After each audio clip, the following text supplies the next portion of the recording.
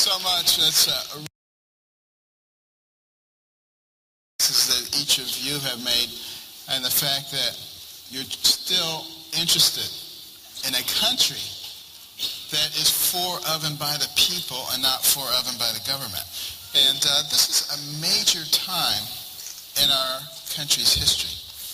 This is still the land of dreams. You know, in recent months, I have been to several different countries, and I'm always interested to get back here to America because people have come here for decades, for centuries, to realize their dreams. My dream was to become a doctor as a youngster growing up in Detroit and Boston.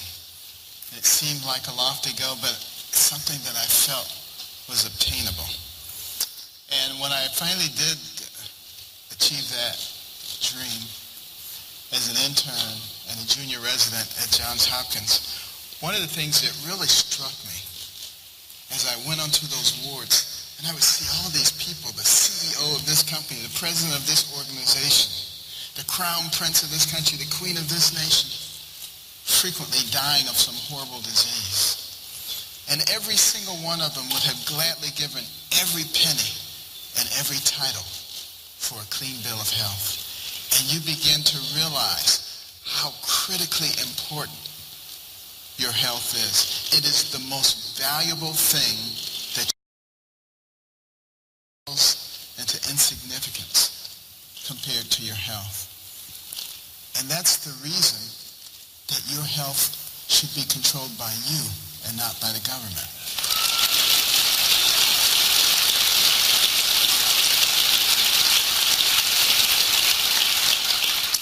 But when we're talking about things that are important, life is important. And that includes the life of the unborn also.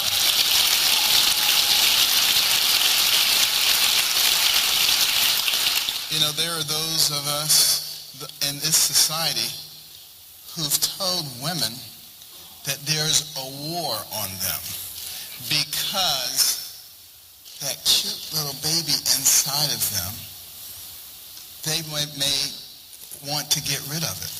And there are people who are keeping you from doing that. And women say, no, they're not doing that to me. No. And they get all riled up and think that somebody's depriving them. Let me tell you something. There's no war on women. You think about it. When a woman is pregnant, what happens? People get up and give her their seat.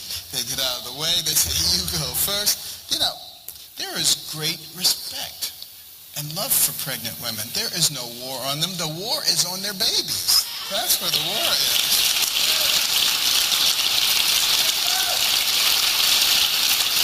Babies that over the past few decades, we have destroyed 55 million of them. And we have the nerve to call other societies of the past heathen. Think about that. And what we need to do is re-educate the women to understand that they are the defenders of these babies, not the destroyers of these babies. We need to understand.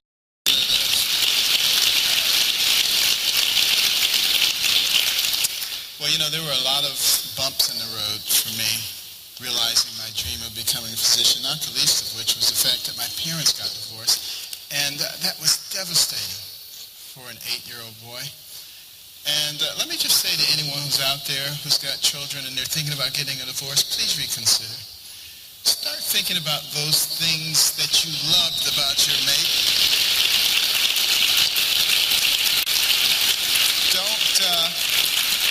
Don't concentrate on the negative stuff. You know, of course, you take two people from different environments and you put them together, there's going to be some friction.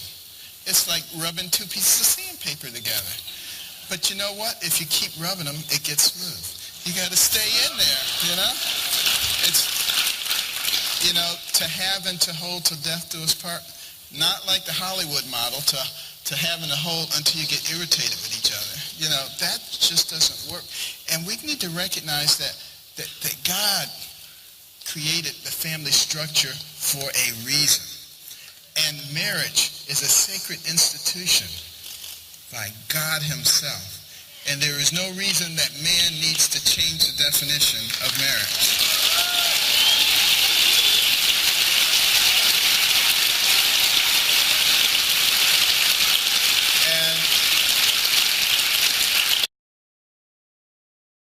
Now, it is true that we need to be respectful of everyone's rights. And I personally believe that any two adults have the right to bind themselves legally in such a way that they have visitation rights, property rights, various other rights, but that does not require the change of the definition of marriage.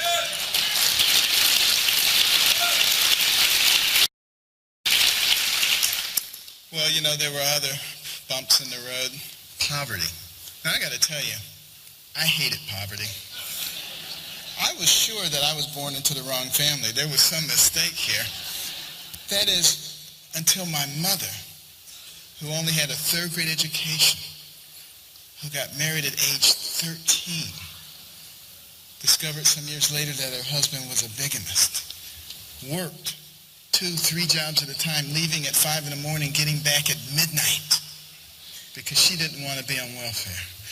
You know, this woman made us read books. I didn't want to read them. Everybody else was outside having a good time, but she said, you got to read these books and you got to submit to me written book reports, which she couldn't read, but we didn't know that. But, you know, but people say to me all the time, why did you do it? Your mother was out working. You didn't have to read those books. Yes, we did. Because, see, you had to do it. Yeah?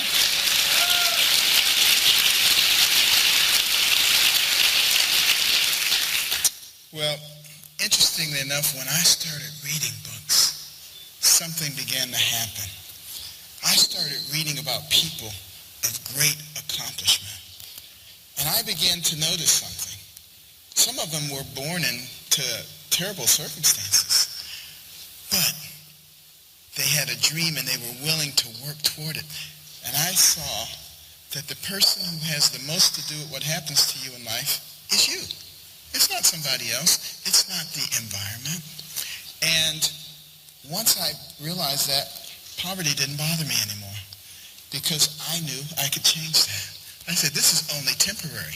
And you see, this is what's missing in America today. That can-do attitude that allows people to move up.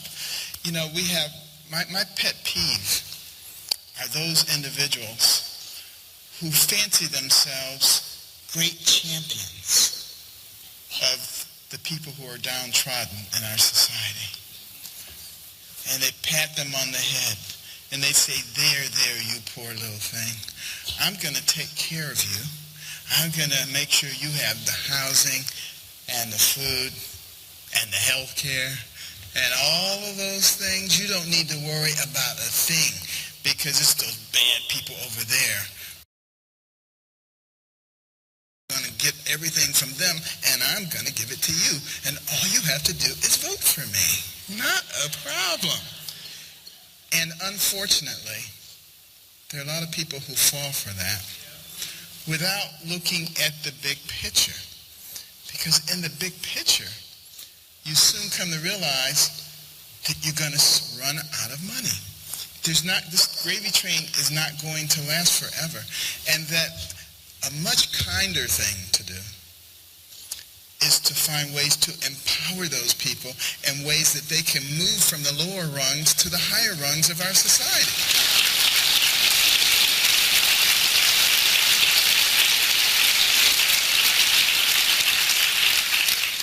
You know, I want the same advantages for everyone in our society that I was fortunate enough to have.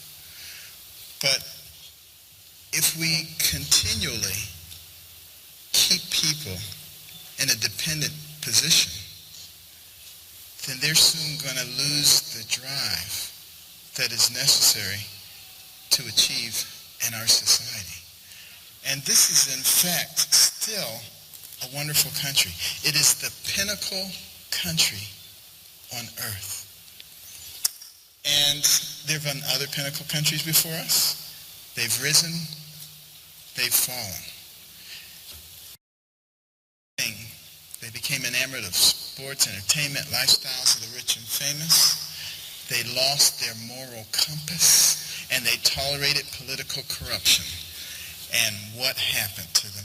And it is so important that we learn from what happened to them, because us remaining the pinnacle nation is not only in our interest, it is in the interest of the world. Because if you look through history, pinnacle nations have never before been as benign as we are.